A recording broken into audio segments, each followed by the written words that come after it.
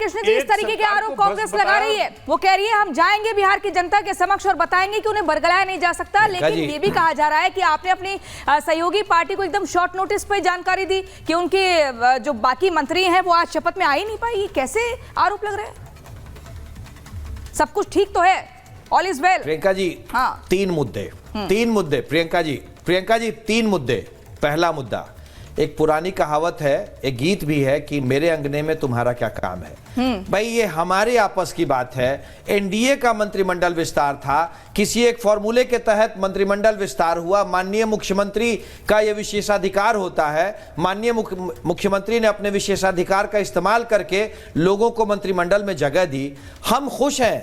आपके पेट में क्यों दर्द हो रहा है भाई? दूसरी बात, एक बात मैं बड़े स्पष्ट शब्दों में कह दे रहा हूं, आज महाशिवरात्रि है 2025 में महाशिवरात्रि। नवल जी बात सुने। नवल जी सीनियर व्यक्ति हैं, आप बात सुने ना।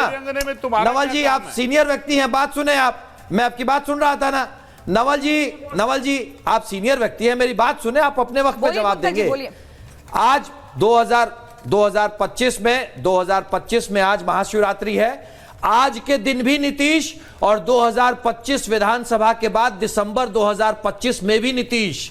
हर हर महादेव, हमारी सरकार बनेगी और नीतीश कुमार जी के नेतृत्व में ही सरकार बनेगी, निश्चिंत रहें। बिहार में एनडीए का चेहरा नीतीश कुमार आज भी और 2025 के चुनाव के बाद भी। नवल किशोर जी कुछ कहना चाह रहे हैं? नवल किशोर जी उन्होंने क्लियर कर दिया बीजेपी ने कि टेंशन मत लीजिए, अभी भी नीतीश कुमार है, दिसंबर में भी नीतीश कुमार रहेंगे। प्रियंका जी वक्त आने दीजिए, औपचारिक ऐलान भी कर देंगे। देखिए आप सुन लीजिए, पहले सुन लीजिए। और भागलपुर में मंच पर प्रधानमंत्री बोलते हैं कि हमारे लाडला मुख्यमंत्री है, बिहार के भी नहीं, हमारे लाडला मुख्यमंत्री है। और जदयू में इतनी परेशानी होती है, उनके नेता बोलने का हिम्मत नहीं था, उनके बेटे से बुलवाते हैं कि भाई आने वाले चुनाव में मुख्यमंत्री का चेहरा घोषित करें नीतीश कुमार जी को। ये डर तो उनको सत्ता है ना कि महाराष्ट्र का क्यों होने वाला है, ये बिहार का सिंधेकरण होने वाला है, ये डर जदयू को सता रही है। हम जनता में जाएंगे, शान से जाएंगे। 17 महीने में जो काम किया है, आपके 17 साल से ज्यादा किया है। लेकिन आरजेडी को मालूम है, हर मीडिया नवल किशोर जी, प्रोफेसर नवल किशोर जी, जो भ्रष्टाचार के बड़े बड़े आरोप लग रहे हैं उसको कैसे धोइएगा?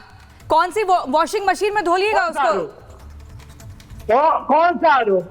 ये जो दंगा राज वाले हैं, ये जो बुलडोजर राज वाले हैं, जो भी बिहार में जाते हैं वोट मांगने के लिए, जंगल राज की याद दिलाते हैं। वो जंगल राज वाकई में पिछड़ों का राज था। ये जो जाति वर्चस्व वाले लोग हैं, उनको लगता है कि पिछड़ा आगे बढ़ेगा तो जंगल राज आ जाएगा। यही डर अनुप्रिया जी कुछ कहना चाह रहे हैं? अनुप्रिया जी कंप्लीट करिए। बोलिए, जल्दी करिए, 10 सेकंड में नवल किशोर जी, 10 सेकंड। पिछड़ों की चिंता होती है। जातीय जनगणना जो बिहार में पहला राज्य है जो कराया, वो प्रधानमंत्री नहीं चाहने के बावजूद करवाया, उसके हिसाब से 65% जो आरक्षण दिया, आज भी उस पर चाहे तो 9वीं अनुसूची में डालकर उसको रखा जा सकता है। ये नहीं करेगी क्योंकि जो 3.5 लाख नौकरी प्रक्रियाधीन है उसमें 50,000। अनुप्रिया जी क्या कहना चाह रही है? अनुप्रिया जी काउंटर करना चाह रही है आपको। ये हास्यास्पद है प्रियंका जी। आरजेडी की अपनी डफली अपनी राग, इनको लाडला समझ में नहीं आ रहा है कि लाडला मतलब कि जो प्रिय है, जो बिहार की जनता को प्रिय है, आदरणीय प्रधानमंत्री मोदी जी को प्रिय। दूसरा बात, उन्होंने कहा कि बिहार की जनता के पास जाएंगे, हम गर्व से जाएंगे। अरे नवल किशोर जी, लाडला शब्द से आपको दिक्कत क्यों हो रही है? चेहरा छुपा के जाइएगा नवल जी। सुन लीजिए नवल किशोर जी, पहले सुन लीजिए। भ्रष्टाचार और तुष्टीकरण की राजनीति के आरोप आरजेडी पर लगते हैं, आप उसको काउंटर कर रही हैं अनुप्रिया जी। हाँ, प्रियंका जी इनसे पूछिए। अरे चुप हो जाइए नवल जी, सुन लीजिए। बहुत बड़े हैं आप, सुन लीजिए। 11 मार्च एक एक करके सुनना होगा। नवल किशोर जी एक सेकंड सुनिए, पहले सुन लीजिए। हाँ रुकिए अनुप्रिया जी 10 सेकंड जल्दी। सवाल सुन लीजिए।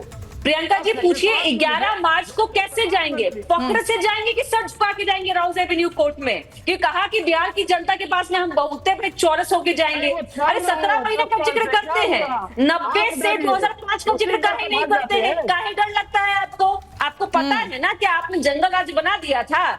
आपको पता ना कि बिहार की महिला कैसे सुरक्षित थी? आपने चारा घोटाला किया, आपने नौकरी के बदले जमीन ले ली। अरे कितना घोटाला किए, इतना घोटाला किए कि सीबीआई दरवाजे तुम्हारे खड़े रहते। लेकिन क्या भाई बिहार की जनता तेजस्वी यादव को मुख्यमंत्री बनाएगी, काहे बनाई थी? जिसकी दाढ़ी मोच नहीं उगी थी उसने संपत्ति अड़ज लिया, अब हम मौका देंगे तो फिर से लूट लेंगे बिहार की जनता को। तो बिहार की जनता बहुत ही गौरवान्वित महसूस कर रही है, तभी 2 दशक से मुख्यमंत्री जी। ठीक है, जंगल राज और भ्रष्टाचार का कलंक आरजेडी कैसे मिटाएगी, एक बड़ा सवाल है। नवल किशोर जी मैं आपके पास आऊंगी, लेकिन मेरे पास धीरेन्द्र कुमार मुन्ना जी भी हैं जो कि एलजेपी-आर से हैं प्रवक्ता।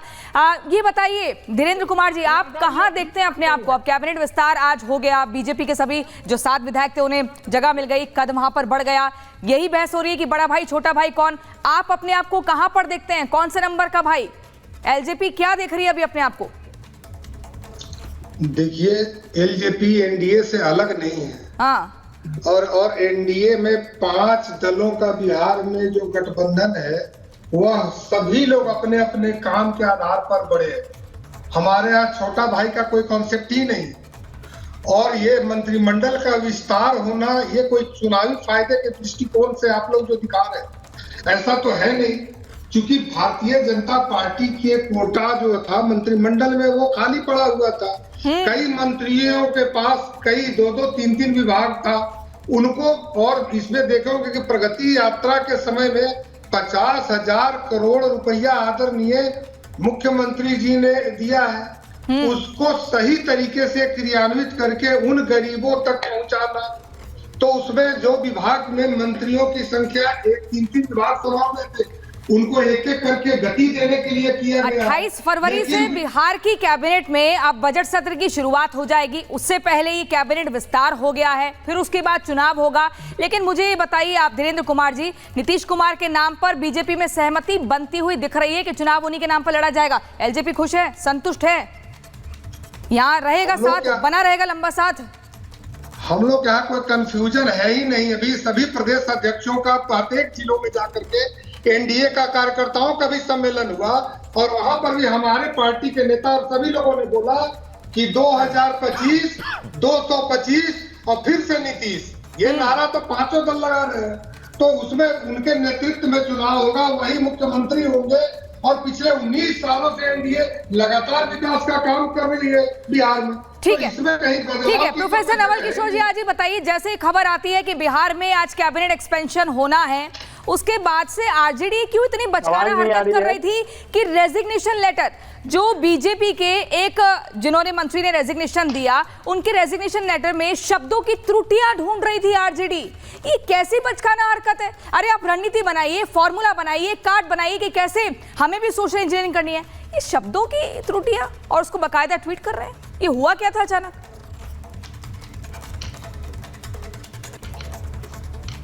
कुंतल कृष्ण जी कुछ कहना चाह रहे हैं? जी कुंतल कृष्ण जी। प्रियंका जी देखिए, मैं एक बात स्पष्ट कर देना चाह रहा हूं। आप शुरू से डिबेट में एक बात उठा रही हैं, ये जो मंत्रिमंडल विस्तार हुआ है, भारतीय जनता पार्टी ने अपने कोटे के विभागों का मंत्रिमंडल विस्तार किया है। मंत्रिमंडल में एक संख्या होती है जो कि मैक्सिमम संख्या होती है। बिहार में वो 36 प्लस एक चीफ मिनिस्टर है। हमारे पास जो विभाग थे हमने अपने विभागों को ही बांटा है। दूसरी बात, नवल जी बात कह रहे थे, मैं सिर्फ उनसे एक छोटी सी बात पूछना चाह रहा हूं। इनके राष्ट्रीय अध्यक्ष बिहार के पूर्व मुख्यमंत्री लालू प्रसाद यादव जी चारा घोटाले में सजा याफ्ता हैं, भ्रष्टाचार के मामले में सजा याफ्ता हैं इनके राष्ट्रीय अध्यक्ष। अभी जो बेल पे जो लोग बाहर हैं उनकी बात तो छोड़ दें, सजा याफ्ता व्यक्ति इनके पार्टी के राष्ट्रीय अध्यक्ष हैं। और जंगल राज हमने नहीं कहा था, जंगल राज पटना हाईकोर्ट ने कहा था। नवल जी, जंगल राज पटना हाईकोर्ट ने कहा था। और लालू प्रसाद यादव जी और उनके परिवार ने आज तक अपने परिवार को छोड़ करके किसी के लिए कुछ नहीं किया है। कोई आरक्षण अगर लालू जी ने मांगा है आज तक तो अपने परिवार के लिए मांगा है, सत्ता में आरक्षण मांगा है और सिर्फ भ्रष्टाचार में आरक्षण मांगा है। बिहार में किसी एक आदमी के लिए लालू प्रसाद यादव ने कुछ नहीं किया है।